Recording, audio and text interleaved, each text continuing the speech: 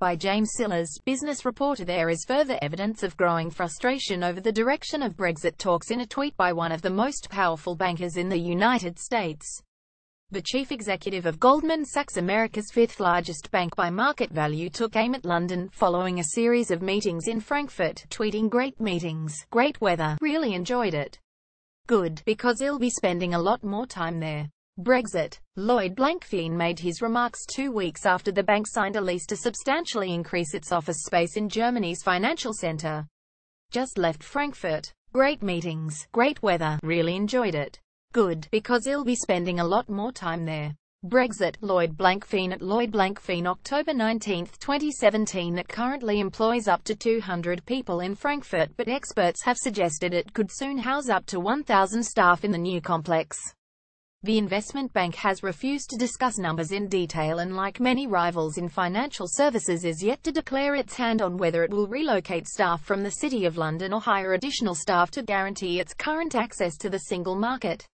Nevertheless, Frankfurt, home to the European Central Bank, is on course to become the largest recipient of Brexit-related new business within the EU ahead of the UK's looming divorce. Goldman currently has around 6,500 workers in the UK. Video: urgent progress needed in Brexit talks. While banks are making contingency plans to cover their so-called passporting rights, there is growing anger within the wider business community about a lack of clarity on the UK's future trading status.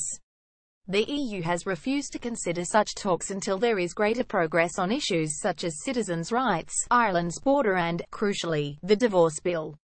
Sky News reported in the summer how the Chancellor, Philip Hammond, met the Goldman board for private talks to reassure bosses he was pushing for a lengthy transition deal to smooth the exit process. That possibility and Mr. Hammond's own position has since become mired by Tory infighting.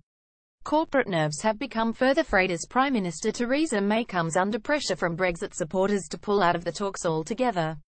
Commenting on Mr. Blankfein's remarks, a Downing Street spokesman responded, "We're not going to comment on each individual statement, but let's be clear, London is and will remain the world's leading financial centre." The banker has not been afraid to criticise governments and national leaders in his short time on Twitter, despite only joining in June. Today's decision is a setback for the environment and for the US's leadership position in the world.